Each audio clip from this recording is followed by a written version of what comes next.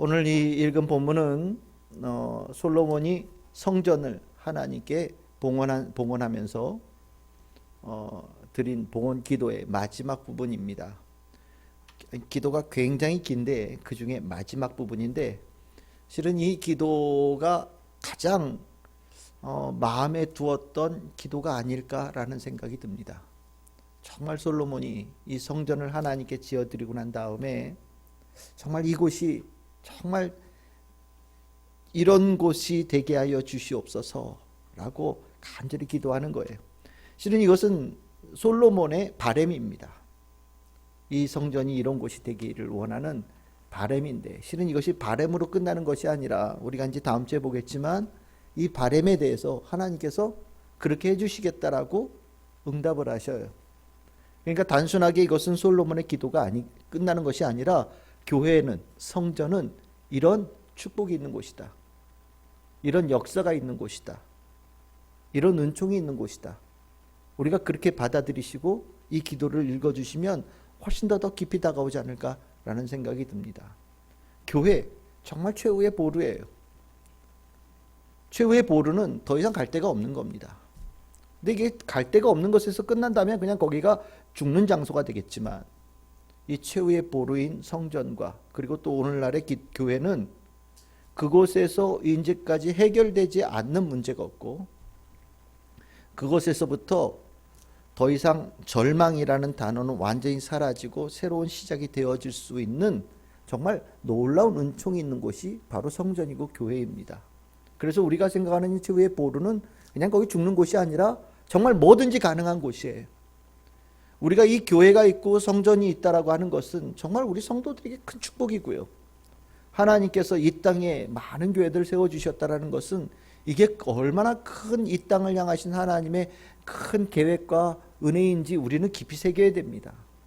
요즘 들어서 하도 교회가 이런저런 일들로 많은 공격을 당하다 보니까, 특히 이 코로나 시대에 이 코로나가 퍼지는 하나의 중요한 센터처럼 이 교회가 인식되어지면서 교회가 굉장히 많은 욕을 얻어먹고 있죠. 근데 참 이 문제에 대해서 정말 할 얘기는 너무 많은데, 몇몇 교회가 지금 폐쇄 명령을 받았죠. 근데 그 폐쇄 명령을 받은 교회 중에 그 부산에 있는 서부교회인가, 그 목사님이 이제 마지막 예배를, 이제 지난 주일날 예배를 드리시면서 성도들에게 마지막 권면을 하는 거예요. 강제로 교회가 폐쇄되어져서 우리가 예배를 못 드리게 되어지는 것에 대해서는 우리가 그것은 기도하면서 감내하자. 하지만 적어도 우리 손으로 교회의 문을 닫는 일은 없을 것이다. 이거는 왜 목사님께서 그런 얘기를 하시느냐? 그 교회가, 우리가 교회가 가지고 있는 사명이 분명하게 이 땅을 향하신 하나님의 축복과 또 하나님께서 주시는 베푸시는 은총의 통로라는 사명이 있기 때문입니다. 교회 정말 많은 사람들이 그렇게 싫어하고 정말 그것에 대해서 뭐가 불평이 있고 그러면 문 닫을 수 있죠. 만약에 그것이 사람의 마음을 얻기 위해서 한다면 아마 생각 같아서는 교회 우리 한 달, 두 달, 석 달 문 다 닫읍시다 라고 선언할지도 모르겠어요. 근데 이것은 사람의 마음을 얻으려고 하는 것이 아니에요. 하나님께서 세우신 곳이고 예수님께서 세우신 곳이고요. 이 교회를 통하여서 하나님께서는 이 땅에 있는 모든 사람들에게 은총과 하나님의 축복을 나눠주시기를 원하는 통로로 교회를 삼으셨기 때문에, 교회는 우리 마음대로 문을 닫거나 우리 마음대로 폐쇄하거나 우리 스스로 멈추는 일은 이건 불가능한 겁니다. 아마 그 교회에서는 여러 가지 얘기가 있는 것 같아요. 이게 원래 감염병이 교회 안에 감염자가 생기면 문 열어서 예배 드린 교회 너 가만 안 둔다, 책임져라, 원래는 이거였거든요. 그래서 몇몇 교회들이 이제 감염이 펴지는 반면에 또 몇몇 교회는 사람들이 예배를 다 드려도 감염되어진 자가 한 명도 없는 교회들이 실은 거의 대다수라고 봐야죠. 교회가 굉장히 많으니까요. 그런데 이제 그것이 법을 바꿔서 이제는 아무 문제가 일어나지 않더라도 모여서 예배를 드리면 나라에서 강제적으로 폐쇄를 하겠다라고 법을 바꾼 겁니다. 바꾸고 나니까 교회에서는 실은 몇몇 교회에서는 아주 강렬하게 반대를 했어요. 뭐 성도님들 중에서는 싸워야 되는 거 아니냐, 뭐 이런 얘기도 했는데 그 목사님 말씀은 그래요. 이 문제를 가지고 뭐 목숨 걸고 싸울 문제까지는 아닌 것 같다. 하지만 또 그렇다고 명령을 하는데 안 지키고 가는 것도 잘못된 거다. 하지만 만약에 이런 걸 통해서 우리가 약해져서 스스로 교회의 문을 닫고자 한다면 그건 잘못된 것이다 라고 말씀을 하시는 거예요. 전 개인적으로 동의합니다. 성전은요, 교회는요, 정말 축복이에요. 이 땅을 향한 하나님의 큰 축복이에요. 솔로몬은 그 성전을 짓고 난 다음에 그 축복이 이 땅에 이루어졌다는 것에 대단히 감격했습니다. 그리고 그 축복의 정말 중요한 부분은 오늘 기도에 나온 한 가지예요. 만약에 여러분들이 이 상황에 처했을 때 주저하지 마시고 교회 오시기 바랍니다. 정말 이 상황에 처해지면 사람들의 마음이 만갈래로 찢어지게 돼 있거든요. 불안하고 낭망하고 어려움 속에 빠지면서 어둠 속에서 헤매게 되어져 있어요. 그런데 여러분들 꼭 기억하십시오. 이걸 평소에 이 말씀에 대한 가르침에 대한 분명한 인식이 없으면 이 상황이 되어지고 나면 엉뚱한 데 가서 길을 찾아요. 엉뚱한 데 가서 답을 찾고 엉뚱한 데 가서 도움을 찾아요. 그런데 오늘 이 말씀 여러분들 꼭 기억하시면서 만약에 내가 이런 상황에 처했을 때 뒤도 돌아보지 마시고 교회로 오시기 바랍니다. 그리고 이 교회에 와서 주님께 부르짖으시길 바랍니다. 주님께서 여러분들의 기도를 얼마나 귀하게 들어주시는지를 여러분들 이 자리에 기도하면서 여러분들이 그 축복을 누릴 겁니다. 그리고 하나님께서 예수님께서 우리에게 교회를 주신 이유가 바로 여기에 있구나 라는 것을 여러분들 절실하게 느낄 거예요. 여기 크게 네 가지를 얘기했는데 첫 번째는 뭐냐, 26절에 나오죠. 주께 범죄함으로 말미암아 하늘이 닫히고 비가 내리지 않는 주의 벌을 받을 때에 라고 얘기합니다. 여러분들이 이 하늘이 닫히고 비가 내리지 않는 주의 벌이라고 하는 단어는 실은 우리에게는 별로 안 와닿는 단어예요. 왜냐하면 우리는 어저께도 눈 왔잖아요. 눈만 봐도 지금 이제는 완전히 깜짝 놀래가지고 눈발만 날린다 그러면 완전히 경계하잖아요. 지난주 이 예배 끝나고 집에 다음날 새벽 5시 반에 이제 들어가면서 야, 세상에 15분이면 가는 거리를 도대체 예배가 9시에 끝났는데 이래저래 저래해서 12시 조금 넘어가지고 2차로 출발을 했는데도 불구하고 5시 반에 도착하면서 여러분들 새벽에 눈이 오니까 세상이 얼마나 아름다운지 몰라요. 정말 이뻤어요. 근데 이쁜 건 둘째치고 야, 다음번에 눈 내릴 때는 뒤도 돌아보지 말고 집에 가야 되겠다. 이 생각을 아주 머릿속에 깊이 새겨서 어저께 밤에 눈 오면서 아주 깜짝 놀랐잖아요. 야, 이 눈이 또 어떻게 될까. 우리는 비가 많이 내리는 곳이니까 이게 안 와닿는데 이 이스라엘 땅은 비가 많지 않은 땅이잖아요. 그러니까 그 비 한 번이 굉장히 중요한 땅이에요. 그런데 비가 정말 와야 될 마지막 정말 모든 생명이 숨이 꼴딱꼴딱 넘어가는 그때에 비가 안 오는 거예요. 비는 하나님의 은총이에요. 우리에게 베푸시는 하나님의 은총. 일용할 양식을 주시는 것처럼 하나님께서 그날 주시는 은혜로 우리는 살아갑니다. 여러분들 다 그 가운데 살아가는 거예요. 그 은혜가 주님께 주신 은혜가 풍성해서 겨우 먹고 살 정도가 아니라 그보다 조금 더 넉넉하게. 그래서 내가 누리고 누군가를 도와줄 수 있을 만큼도 얻을 수 있는 인생이 하나님의 자녀가 이 땅에서 살아가는 축복의 삶입니다. 그런데 문제가 생기죠. 그 문제가 뭐냐면 여기 뭐라고 그럽니까? 범죄할 때예요. 우리가 하나님 백성답지 않을 때 한마디로 일용할 양식이 끊어지는 거예요. 삶의 환경의 질서가 무너지는 겁니다. 그럼 어떻게 됩니까? 당장 목말라서 죽을 수 있는 사람이 되어지는 거죠. 인생이 무너지는 겁니다. 모든 것이 허물어지는 거예요. 그때 어떻게 하라고요? 뒤도 돌아보지 말고 주의 이름을 인정하고 주의 죄를 떠나서 성전을 향해 달려오거라라고 얘기합니다. 그럼 어떻게 한다고요? 하나님께서 그들에게 죄를 사하여 주시고 선한 길을 가르쳐 주시고 그리고 그 땅에 비를 주신다라고 27절에 얘기를 하고 있어요. 여러분들의 삶에 일용할 양식이 끊어지고 여러분들의 삶의 질서가 무너지는 그런 일들이 일어나거든. 하나님의 백성으로 살아가는 그 삶에 문제가 있다는 것을 인식하시고 주님께로 달려오시기를 바랍니다. 그럼 주님께서 일용할 양식을 베풀어 주셔요. 하늘의 문을 여시고 닫혔던 하늘을 여시고 다시 비를 내려 주셔서 우리가 살아갈 수 있는 삶의 길을 열어 주셔요.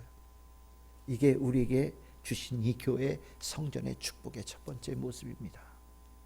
솔로몬은 간절히 기도하는 거예요. 정말 하나님 그렇게 해주세요. 그때 하나님께서 그러마라고 나중에 대답을 해주시는 겁니다. 두 번째 처해질 때가 어디냐? 28절에서부터 32절까지인데 28절에 보시면 긴 얘기가 나오죠. 뭐 이런저런 저런저런 얘기가 나오면서 29절이 중요한 거예요. 한 사람이나 혹 주의 온 백성의 이스라엘이 각각 자기의 마음의 재앙과 고통을 깨닫는다라고 얘기합니다. 한마디로 얘기하면 뭐냐면 우리들의 삶의 여건이 아니라 보이지 않는 이 안에 삶이 이 안에 있는 이 마음이 무너질 때가 문제 아닙니까? 여러분들 자신의 삶을 스스로 끊는 사람들이 정말 무너진 거는 돈이 없거나 가족의 관계가 무너진 게 아니라 내 안에 마음이 무너진 거예요. 내 마음이 무너지면 아무리 건강한 육체를 가졌을지라도 그 삶이 아무 의미가 없어져요. 사단이 보이지 않는 영역에서 할 때 돈 이런 거 아니에요. 실질적으로 공격하는 아주 중요한 포인트는 우리의 마음이죠.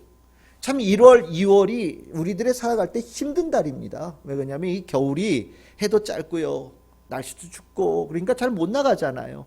많은 사람들이 이 1월에 실은 한 해를 시작하면서 아주 그 부푼 마음을 가지고 다들 시작하는데 이 겨울 지나가기가 그렇게 쉽지 않아요. 특히나 요즘처럼 코로나로 인하여서 이런저런 이유로 인하여서 활동이 금지되어지고 경제활동이 아주 정말 심각하게 문제를 가지고 있잖아요.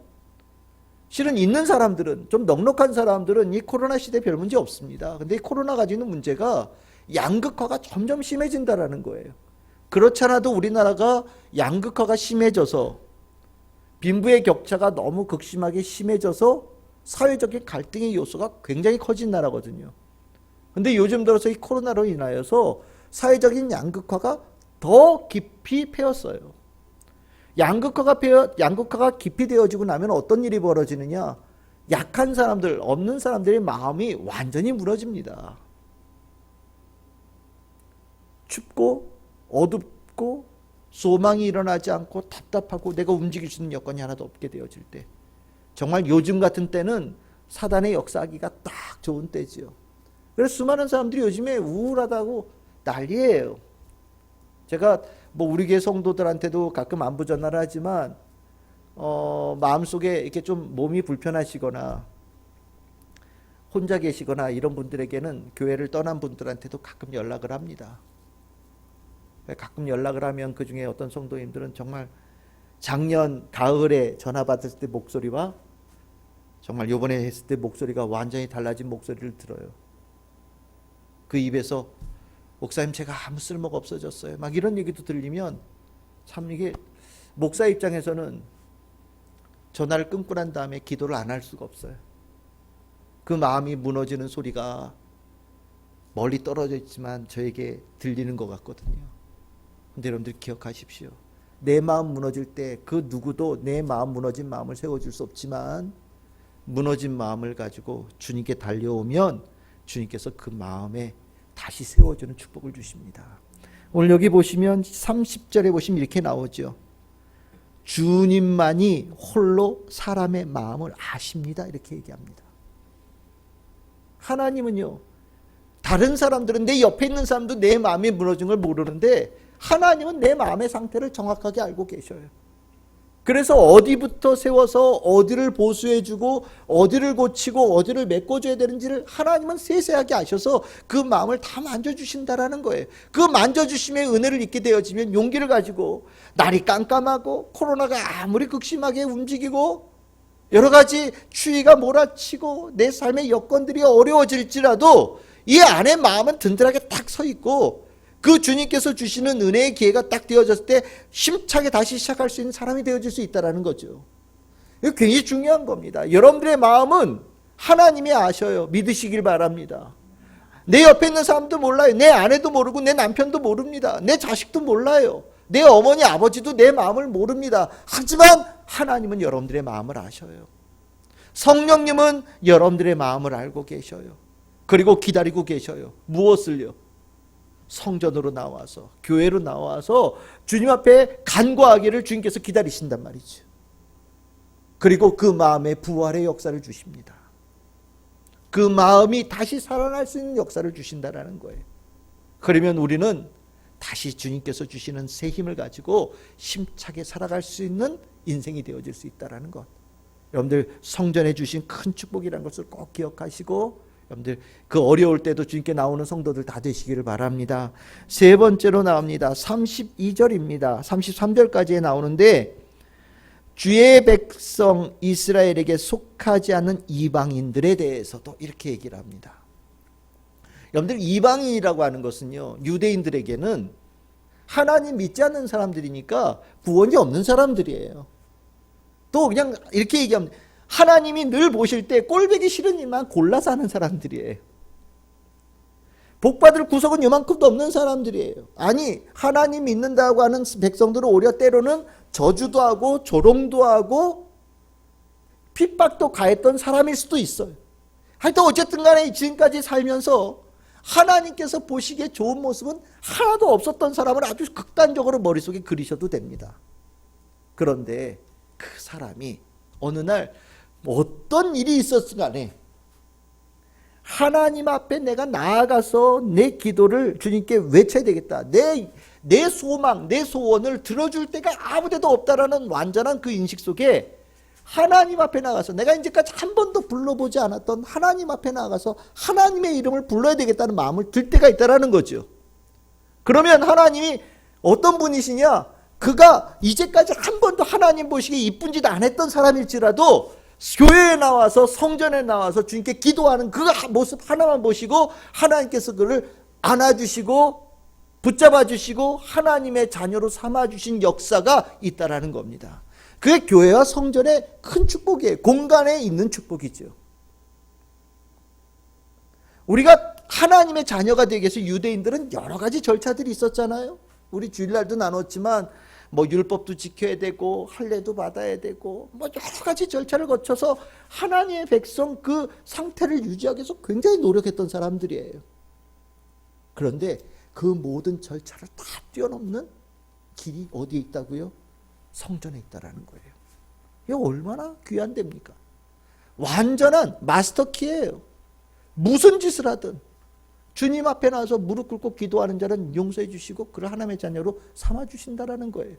그래서 여러분들 기억하십니까? 제단의 뿔을 잡은 자 죽일 수 없다. 성경에 그런 내용이 있죠. 제단의 뿔을 잡은 자, 예?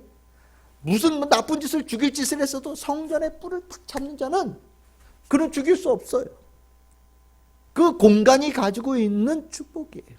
그러니까 여러분들 이 성전, 이곳, 이 예배당, 이 교회 여러분들이 나와서 예배를 드리고 있다는 것 큰 의미를 가지고 있는 거고요.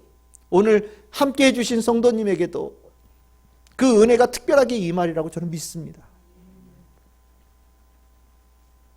누구든지 어제하고 상관없이. 그래서 여러분들 혹시 여러분들 주변에 정말 어디에서도 답을 얻을 수 없어서 헤매고 있는 인생이 있다면 우리 주일날 나눴듯이 저 산에 사는 사람일지라도 강권하여서 이곳에 데리고 오십시오. 목사가 해줄 것은 아무것도 없어요. 하나님께서 해주셔요. 성령께서 해주십니다. 예수님께서 그를 안아주셔요. 십자가의 보혈의 피의 그 은총을 내려주셔서 죄를 사해 주시고 부활의 은총을 내려주셔요. 이게 성전의 큰 축복이다라고 얘기하는 겁니다. 네 번째 보겠습니다. 제가 아까 네 가지라고 했는데 이걸 나눠서 볼 수 있겠습니다. 34절에서 35절이요. 주의 백성이 적국과 더불어 싸우고자 하여 주께서 보내신 길로 나아갈 때에, 여러분들 이스라엘 백성들은요 자기가 먼저 다른 나라를 침공한 경우도 있지만 실은 이 역대기를 쓸 때쯤 되어서는 다른 나라를 침공할 수 있는 힘이 없어요. 물론 이때 솔로몬 때라고 적혀있지만 우리 늘 얘기하잖아요. 이 역대기를 쓸 때쯤이면 나라도 없을 정도의 상태였고요. 늘 언제나 이 동네에서 가장 약자로 살았던 사람들입니다. 그러니까 누가 늘 쳐들어올 때 당할 수밖에 없는 사람들이에요. 그러니까 적국과 맞서 싸우려고 나아갈 때는 이기려고 나가는 게 아니라 정말 나가면 죽는다는 생각으로 나가는 거예요. 할 수 없이 나가는 상황이에요. 여러분들 이렇게 적국이 쳐들어온다라는 거, 이거는 모든 것이 다 무너지는 거 아닙니까? 나라의 최고의 위기예요. 이보다 더 큰 위기가 있어요. 여러분들 이 당시에 전쟁은요, 지는 사람은 아무것도 남는 게 없어요. 남자들은 노예로 팔리거나 다 죽임을 당하고, 여자와 아이들도 다 노예로 팔려서 다 뿔뿔이 흩어지고요, 모든 재산이 다 사라지는 거예요. 패한다라고 하는 것은 죽는 것 이상의 고통을 주는 아주 심각한 상황을 이야기합니다. 그런데 뭐라고 얘기합니까? 아무것도 없고 승리할 수 있는 가능성이 요만큼도 없는 그런 싸움을 나갈지라도 하나님 앞에 나가면서 주님께 기도하거든 주님 그들을 돌보아 주시옵소서 라고 기도하고 있고, 또 주님께서 돌보시겠다고 약속하시게 해주는 겁니다. 우리가 살면서 늘 언제나 이기는 싸움하는 거 아니지 않습니까? 살면서 우리가 할 수 있는 것만 하는 게 아니라 정말 어쩔 수 없이 끌려나가는 경우들도 있고요, 질 줄 알면서도 나아가는 경우들이 있어요. 우리가 가지고 있는 힘은 정말 얼마 되지 않습니다. 그런데 한 가지 기억하십시오. 우리의 힘은 아무것도 없을지라도 나가서 내 머릿속으로는 100번 싸워서 100번 질 수밖에 없는 상황으로 나아갈지라도 이 교회 안에, 성전 안에서 기도하는 자에게 주시는 은혜가 있어서 하나님께서 그를 돌보시고, 하나님께서 돌보시는 자는 하늘이 무너져도 살아남는 역사가 일어난다. 기억하시기를 바랍니다. 주님께서 돌보신다라는 것은 이렇게 품으시는 거예요. 완전히 그를 하나님의 두 팔로 꼭 안아주신다는 거예요. 이 하나님의 팔은요, 산성이에요. 요새예요. 누구도 이 하나님께서 품으신 이것을 깨트릴 수가 없습니다. 하나님께서 돌보시는 자는 아무리 강한 창으로 수많은 사람들이 몰려들어도 그는 털끝 하나 다치지 않는 은혜를 입게 되어지는 거예요. 이게 주님께 나와서 간구하는 자에게 주시는 하나님의 보장입니다. 우리는 그런 백성들이고요, 우리는 그곳에 나와서 예배를 드리고 있는 겁니다. 혹시 여러분들의 삶에 그런 일이 있을 때 주님 앞에 나와서 기도하는 성도들 되길 바랍니다. 정말 중요한 거예요. 마지막입니다. 36절에서 39절. 그 싸움에서 졌어요.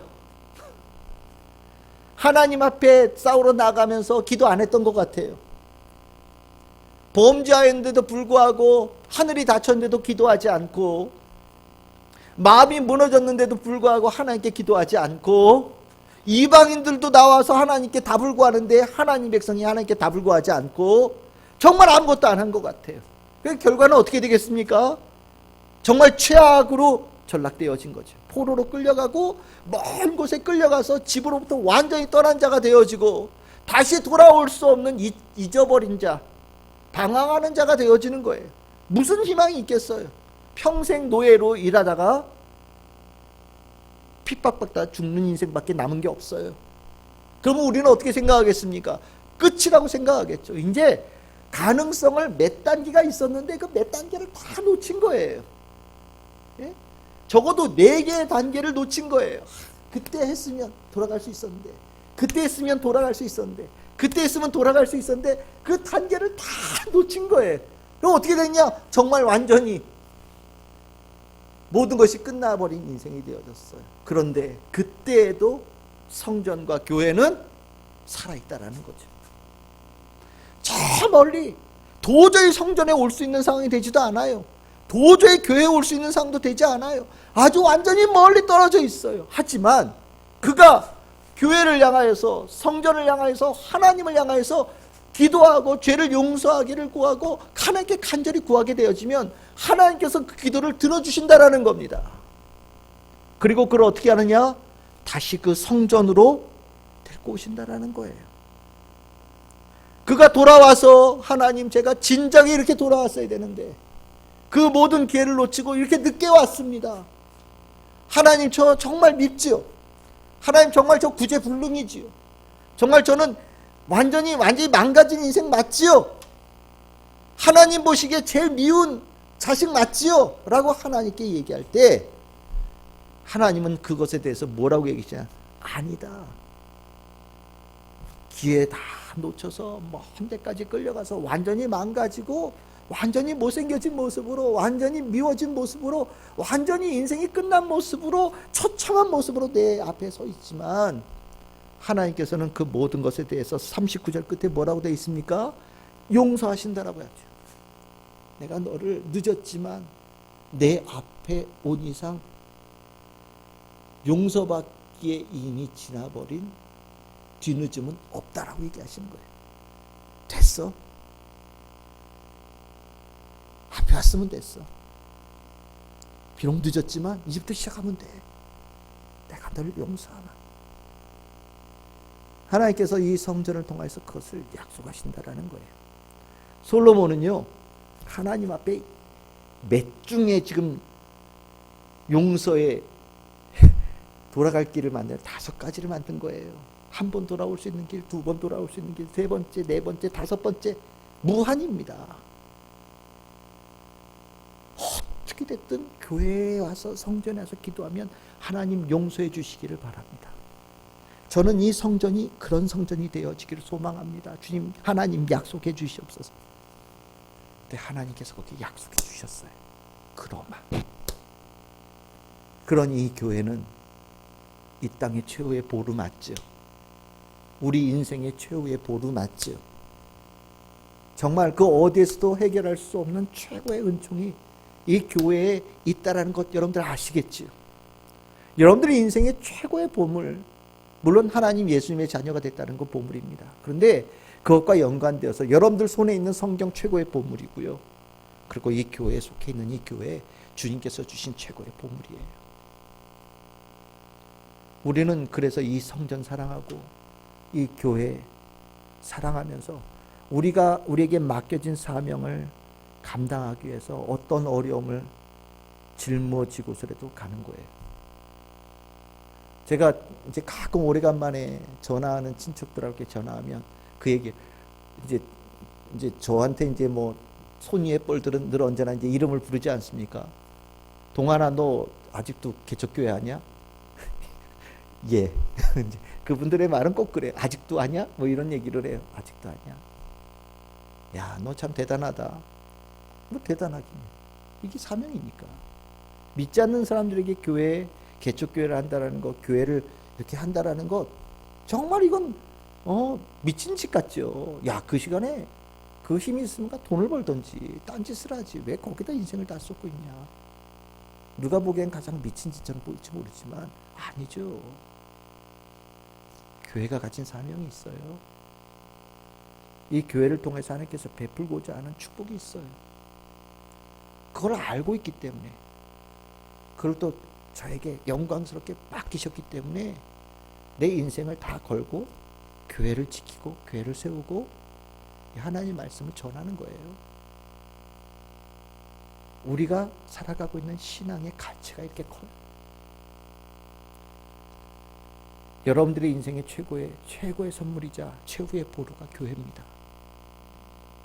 오늘 여러분들 가운데 기도하면서 혹시 이 가운데 있는 분들 계십니까? 혹시 하늘이 닫히고 비가 안 내리는 분 계셔요? 마음이 완전히 무너져서 인생의 빛을 전혀 찾을 수 없는 그런 분들 계십니까? 하나님 정말 한 번도 찾지 않았던 그런 분들 혹시 계십니까? 혹시 지금 100번 싸워서 100번 질 수밖에 없는 싸움을 앞두고 있는 분들 계십니까? 혹시 저 멀리까지, 이 중에 계시지 않겠지만 혹시 여러분들 중에 사랑하는 분들 중에 저 멀리 죄지어서 저 멀리 영적으로 저 멀리 포로에 끌려가 있는 그런 형제들을 알고 계십니까? 오늘 이 자리에서 기도하시면서 은혜를 받으시기를 바라고, 그런 형제들을 사랑하는 마음으로 이 자리에 함께해서 주님의 은총을 받게 되어지는 귀한 역사가 우리 교회를 통하여서 풍성하게 일어날 수 있기를 간절히 소망합니다.